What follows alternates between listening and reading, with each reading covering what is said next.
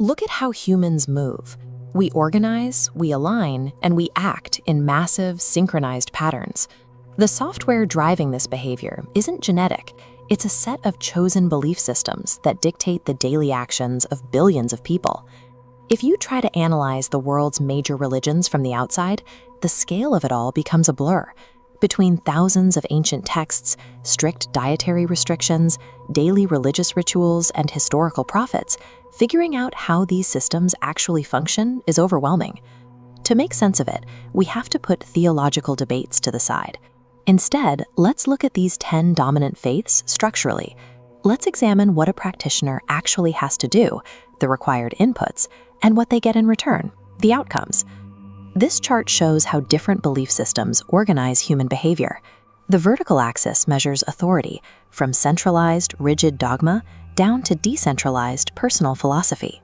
The horizontal axis measures the primary focus of the practice, running from physical rituals on the left over to belief in sacred texts on the right. When we plot the world's top 10 religions by adherents onto this map, they scatter everywhere. A practice with 1 billion followers might sit in the top right, while a tradition older than recorded history anchors the bottom left. Despite sitting on opposite ends of this map, nearly all of these systems share the same target outcome. They are designed to give practitioners a sense of harmony, a path to personal happiness, and a mandate to help those around them. Understanding a religion means understanding the specific daily trade-offs you have to make to reach that harmony. We start in the top right quadrant with Christianity, Islam, and Judaism. Combined, these three systems guide the behavior of over 3.6 billion people, nearly half the planet. This matrix illustrates the structural requirements for these Abrahamic faiths. They share a very specific set of inputs: absolute submission to a single, all-powerful creator, and strict adherence to specific historical texts. For Islam, that means following the direct revelations recorded in the Quran. For Christianity, the core text is the Bible, and the definition of God takes the form of the Trinity, Father, Son, and Holy Spirit, coexisting as one undivided entity. These requirements didn't emerge in a vacuum.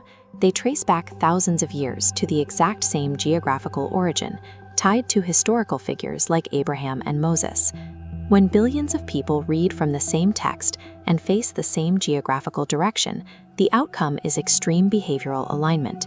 You get massive global communities moving in absolute identical rhythm. Maintaining that scale of alignment requires heavy infrastructure. It takes centralized institutional power to codify the rules and distribute them across continents. The trade-off here is straightforward. Practitioners must commit to high daily compliance. There is very little room to invent your own theology or pick and choose which texts apply to you. You give up individual flexibility, and in return, you get definitive moral answers and the immense backing of a unified global community. If we drop down into the lower half of the map, the structural rules change completely. Eastern philosophies and traditional belief systems operate on an entirely different cosmology. This flowchart maps the operating systems of Hinduism and Buddhism. Instead of top-down laws, they require complex, self-guided actions.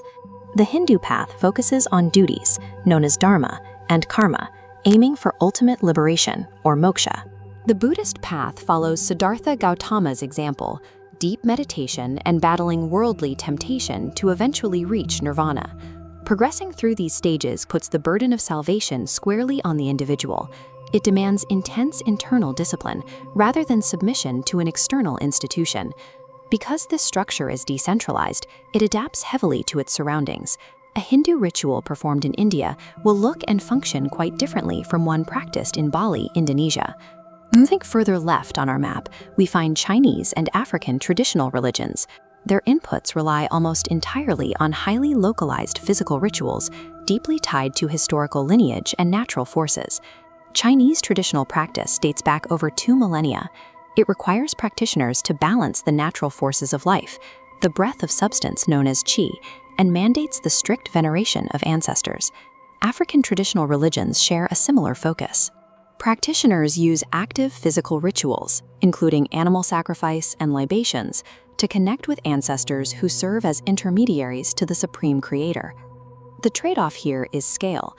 Because these practices are so deeply woven into specific local cultures and physical geographies, they cannot be easily packed up and exported globally like a text-based faith.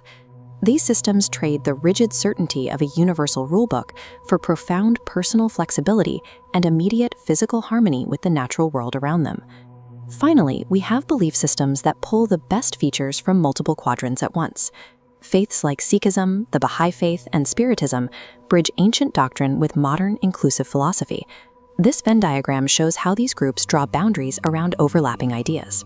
Spiritism, for instance, takes the moral values of Christianity but merges them with 19th century research into immortal spirits, rather than viewing Jesus as the strict Son of God. The Bahai faith takes this synthesis even further. It dictates that Krishna, Buddha, Moses, Jesus, and Muhammad were all divine messengers. Practitioners must accept that all major world religions are valid, progressive steps from a single God. Sikhism builds its framework on the supreme reality of one God, but demands uncompromising physical commitments from its practitioners, like the strict prohibition of cutting hair, paired with a mandate for selfless service. The trade-off for adopting a blended system is cultural positioning. Because they are relatively newer, these practitioners often sit outside the mainstream, lacking the massive historical momentum of the ancient traditions. They trade historical dominance for an intellectually flexible, highly unified middle ground. Trying to objectively determine which of these operating systems is the best is impossible. The right choice depends entirely on what kind of structure you need to organize your life. This decision tree plots frameworks by their trade-offs. For definitive texts and a unified community, Abrahamic monotheisms fit perfectly.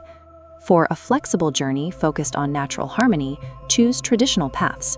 For an inclusive mindset, syncretic faiths work. Or embrace the absurd with the Pastafarians. But if we strip away the historical complexity, the texts, and the rituals, the intended return on investment for nearly all of these systems remains the same. The ideal philosophical operating system isn't the one with the most followers or the oldest temples. It is simply whichever framework effectively structures you to find happiness and help those around you.